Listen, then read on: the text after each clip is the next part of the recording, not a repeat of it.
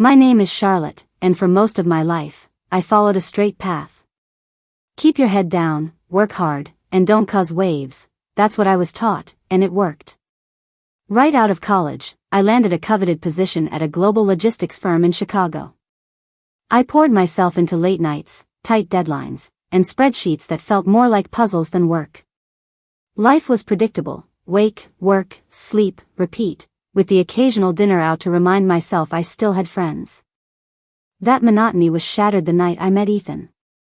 It was at a birthday party for a coworker, the kind of loud, crowded downtown bash where the bass thumps louder than your thoughts. Amid the chaos, Ethan stood out, not because he was flashy, but because he wasn't. Quiet, composed, with a beer in hand and a wary glance at the crowd, he looked like someone who had stories to tell, if only you could get close enough to hear them.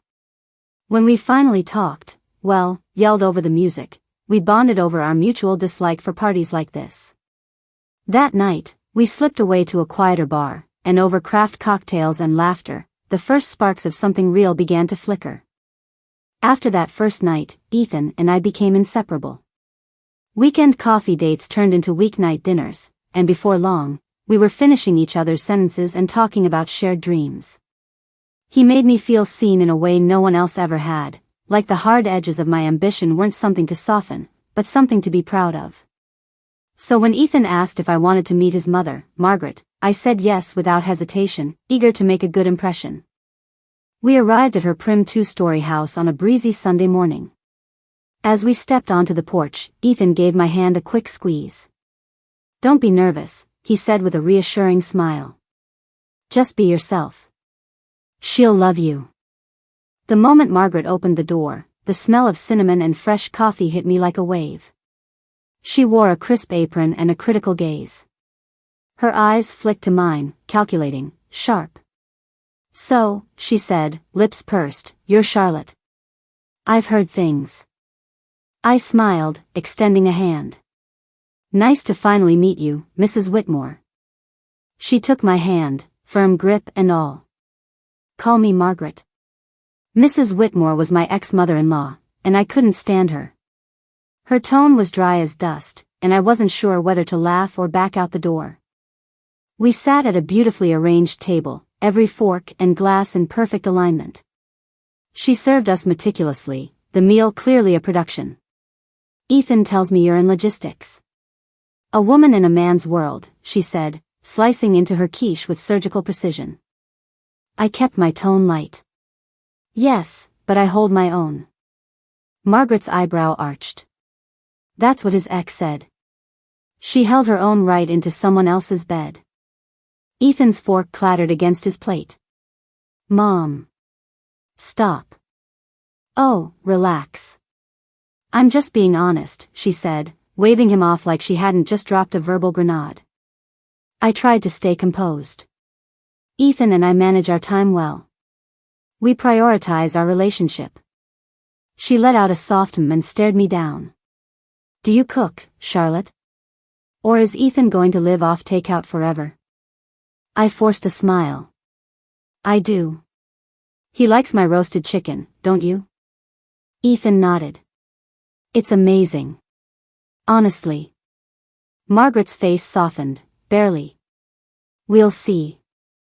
But as we were about to leave, she pulled me aside, her voice low and icy. "My son's been through enough. If you hurt him, I'll know. I always know." I met her gaze, steady. "I care about Ethan deeply. I would never hurt him." She looked me over like she was trying to see beneath my skin. "We'll see," she repeated, then turned away. As we walked to the car, Ethan squeezed my hand. "Sorry about that." I shrugged, smiling faintly. "I can handle her." But deep down, I knew that this wasn't just a meeting. It was the beginning of a quiet war, and Margaret had just drawn the first line. The Sunday brunch was only the beginning. Margaret had a way of turning up like a cold draft, uninvited, unwelcome, and impossible to ignore. At first, her visits were infrequent but always jarring. I'd be deep in work in my home office when the doorbell would ring, and there she was, standing in her beige trench coat like a character from an old mystery film. "Just in the neighborhood," she'd say, breezing past me before I could even fake a smile. Once inside, she'd inspect everything. "Dust on the shelves," she murmured one afternoon. "You should be more mindful, Charlotte. A clean home reflects a clean heart." I told Ethan, of course, but he was always away on business, Dubai one week, London the next. "She's just old school," he said over the phone one night. "She'll ease up. Just give her time." She didn't. Margaret's watchful presence bled into every corner of my life. I saw her at the grocery store 3 times in 1 week. She showed up at the gym, pretending to be there for a trial class, even though she didn't break a sweat. Once, I caught her across the street from my office, sitting in her car, sunglasses on, watching. One afternoon, while scanning the dairy aisle, I heard a voice behind me, "3 times this week, Charlotte. That's some coincidence." I turned, jaw tight. "Margaret, what are you doing?" She smiled sweetly. "Just keeping an eye out.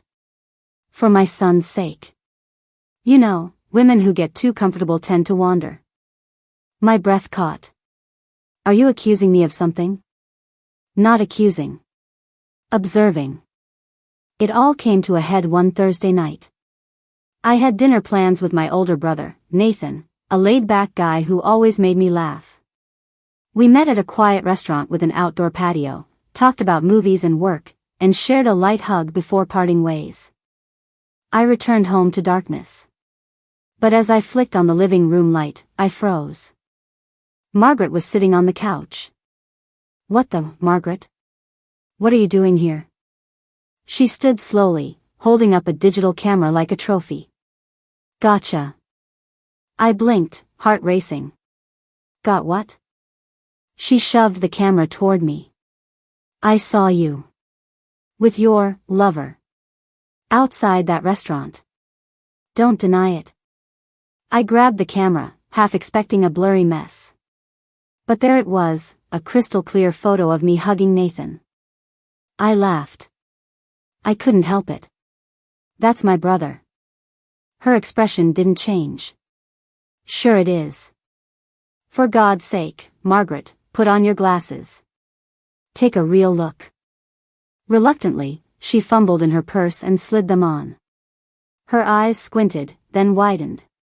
Her mouth parted slightly. "Oh. Yes. Oh." I said, voice shaking. "You broke into my house for this?" She looked down, momentarily thrown off balance. "I was just looking out for Ethan." "You're out of line," I said, my voice steel. She gathered her things in silence and walked to the door. "This isn't over." And deep down, I knew she meant it. At first, I tried to take the high road. I convinced myself Margaret was just overprotective, a woman who'd been hurt in the past and was projecting that fear onto her son's future. But the longer I endured her relentless interference, the harder it became to give her the benefit of the doubt. Her behavior went from passive-aggressive to borderline invasive. And when Ethan left for a 3-week work trip overseas, things took a sharp turn for the worse. It began subtly. Margaret started showing up without notice, always with some flimsy excuse, "Just in the neighborhood," or "Thought you could use some company." One afternoon, I caught her scribbling in a little leather notebook at the kitchen counter. When I glanced over, I saw she'd been recording my comings and goings, like I was some suspect under surveillance. Times. Dates. Even notes about who I spoke to on the phone. Then came the ultimate violation. One peaceful evening, after meeting my brother Connor for dinner at a quiet Italian bistro, I returned home to find the living room lights already on. I froze in the entryway. Margaret sat smugly on the couch like she owned the place. In her lap was the same digital camera I'd seen before.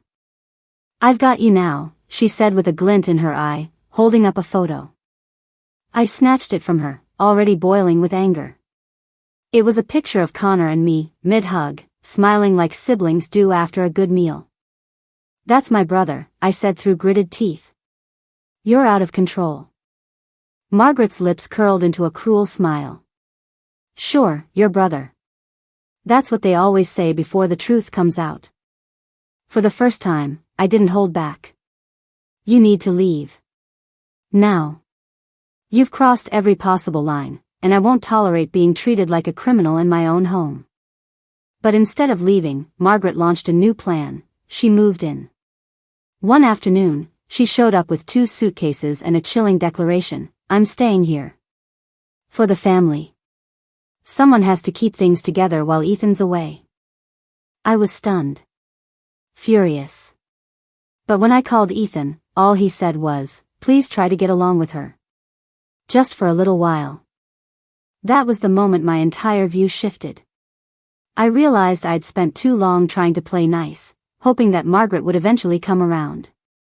But she wasn't here to get along, she was here to break me. And I couldn't let her win. I stopped engaging with her games. I ignored the passive jabs, the judgmental looks, the way she inspected the spice rack like it held state secrets. I started documenting everything, times, conversations, photos, because I knew I might need proof one day. And most importantly, I refocused on my career, pouring my energy into the one place Margaret couldn't touch, my ambition. This wasn't just a clash of personalities anymore, it was a battle for control. And I had just decided, finally and fully, to fight back. A month into Margaret's uninvited stay, I felt like a stranger in my own home. She critiqued everything, from how I folded towels to the seasoning in my food. Her eyesight, already deteriorating, made cooking a disaster, yet, whenever she oversalted or burned something, she'd turn and blame me with a pointed finger. You must have distracted me. I bit my tongue more times than I can count. Not for her. For Ethan. I kept reminding myself, stay calm, stay collected. But inside, I was unraveling. Then, the call came. A simple, unassuming ring that changed everything. My manager at the logistics firm asked if I had a moment. Charlotte, she said, we're impressed with your performance. We're offering you a promotion, Senior Operations Coordinator at the Boston office. It comes with advanced training, housing, and a long-term leadership track. It's yours, if you want it. My breath caught in my chest. This was the opportunity I'd been working toward for years. A chance to lead. A chance to escape. That evening, I called Ethan. I told him everything, about the offer, the timing, and how desperately I needed this change. I braced for hesitation, even doubt. But he didn't miss a beat. That's incredible, babe, he said, his voice warm despite the distance. I'm proud of you. Go. We'll figure it out. We always do.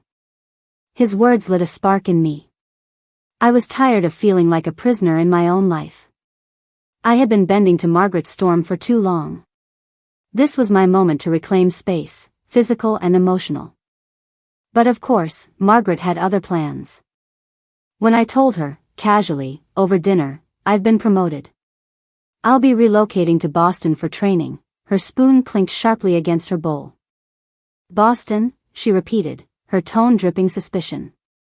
How convenient. Ethan leaves and suddenly, so do you. I sighed, bracing myself. It's for work, Margaret. It's not sudden, it's been in the works for months. She leaned back, folding her arms. A woman like you, running off when things get hard. What's really waiting for you in Boston, Charlotte? A job, or another man? Her accusation hit like a slap. But this time, I didn't flinch. No, I said firmly. What's waiting for me is freedom. And a future I've earned. She scoffed, muttering about betrayal and abandonment. But I didn't hear her. Not really. I was already packing. The night before I left, I stood by my suitcase, staring at the quiet bedroom that had become my retreat, my war room, and now, my launching pad. For the first time in months, I felt hope. I was leaving behind Margaret's constant surveillance, her jabs, her distrust. I was stepping into a new role, a new city, a version of myself that wasn't defined by someone else's fears. Boston wasn't just a job. It was a chance to breathe again. And I was ready to take it. Moving to Boston felt like stepping out from under a dark, suffocating cloud. The moment I unlocked the door to my furnished apartment, I exhaled a breath I didn't realize I'd been holding for months. No judgmental glances over my shoulder. No whispered accusations. No Margaret. For the first time in a long time, I had space to think, to breathe, to be me. The training program was rigorous, but I threw myself into it. I thrived under pressure, something I'd forgotten about myself while living under constant emotional siege. I stayed late to ask questions, built connections with executives, and even led a last-minute presentation that won over a skeptical regional director. Slowly but surely, the pieces of my confidence began falling back into place. In the quiet evenings, I rediscovered joy in small things, reading without interruption, journaling with no fear of someone peering over my shoulder, sipping wine while watching the city lights from my window. Boston became more than just a career move. It became a sanctuary. And with each passing day, the version of me who had once walked on eggshells began to fade. But the calm was short-lived. One afternoon, I returned from a team dinner to find a voicemail flashing on my phone. It was Margaret. Her voice was sharp, cold. "I hope you're enjoying your new life, Charlotte. Because you won't have a home to return to. I've taken care of that." Her words knocked the air from my lungs. My mind spiraled. She couldn't possibly sell the house? Ethan and I co-owned it. Legally, she couldn't do anything without his signature. Right? I called Ethan in a panic, but it went straight to voicemail. My chest tightened. Margaret's message wasn't just cruel, it was deliberate. Calculated. The next few days were a blur. I managed to finish the program, but sleep was elusive. My thoughts were clouded with what-ifs and worst-case scenarios. Did she forge something? Did she lie to someone? Was I about to lose everything I'd worked for? When I finally returned to Chicago, I walked through the front door, bracing for chaos. Instead, I found Margaret in the living room, perched smugly in an armchair like a cat who'd just swallowed a canary. She was holding a stack of papers. "It's done," she said, her voice dripping with triumph. "The house is gone. You're gone." Something inside me broke. I snatched the documents, flipping through them, half in fury, half in fear. But then, there it was. A glaring mistake. "This isn't a sale agreement," I said slowly. "It's a loan contract, for consulting services. You didn't sell the house. You signed a predatory loan." Her eyes widened. "What?" I shoved the papers back at her. "Put on your glasses, Margaret. Read." As she fumbled, confusion spread across her face, then horror. The truth settled on her like ash. She hadn't destroyed my life. She just detonated a bomb in her own. And in that moment, I realized something profound. Her power over me had always been an illusion. I had the strength all along, I just needed to stop apologizing for it. Margaret's face went pale as she slowly read the document under her breath. Her voice wavered, cracking on certain words as the weight of her mistake settled in. She hadn't sold our home. She had been scammed, blinded by bitterness and consumed by control. She had unknowingly signed herself into a debt she couldn't afford. I thought it was a legitimate buyer," she stammered. "He said it was easy, that Ethan didn't need to be involved." "You tried to erase me," I said quietly, standing taller than I'd felt in months. "And in doing so, you nearly destroyed yourself." Tears welled in her eyes, and for a moment, I saw a flicker of the fear behind the fury. But I couldn't carry her burdens. Not anymore. When Ethan returned from his trip the next day, I laid it all out: Margaret's vendetta, the forged agreement, the voicemails, the lies. He listened in stunned silence. Then his jaw tightened, his voice calm but deadly serious. "This ends now." We sat down with a lawyer. The verdict was clear: Margaret had willingly entered the contract. She was responsible for the repayment, and that the consultants she'd signed with were already being investigated for fraud. There was no shortcut. No escape. She would have to pay it back, every last cent. For the first time, Margaret had to face consequences. She picked up 2 jobs, an overnight shift at a local bakery and afternoons helping at a senior center. Watching her hustle to repay what she'd done wasn't about revenge. It was about finally seeing accountability. She couldn't control our lives anymore. She was too busy managing her own. And for Ethan and me? That was our clean slate. With the toxicity finally drained from our home, we took a long overdue trip to Maui, not to escape, but to celebrate. For 10 blissful days, we walked barefoot on sunlit beaches, held hands under starlit skies, and rediscovered the joy of each other without the shadows of judgment. One night, as the waves gently lapped the shore, Ethan turned to me. "You know," he said softly, brushing my hair behind my ear, "I think we're finally ready." "For what?" I asked, though I already knew. "To start our next chapter. A family. With peace this time." I smiled, the kind that blooms from your soul when you've earned your happiness the hard way. "Let's enjoy the quiet just a bit longer," I said. "Then yes, let's grow this love. Back home, life isn't perfect, but it's ours. Weekends are for planting herbs in the garden, trying new recipes in our now peaceful kitchen, and dreaming aloud about nurseries and baby names. Ethan stands by me through every boardroom win and late-night craving. We're partners again. True equals. And Margaret? She still calls sometimes, less often, more humbly. There's a crack in her armor now. A woman rebuilding not just her finances, but maybe, just maybe, her view of me too. But even if she never fully changes, that's okay. Because I have. And I'll never let anyone make me feel small again.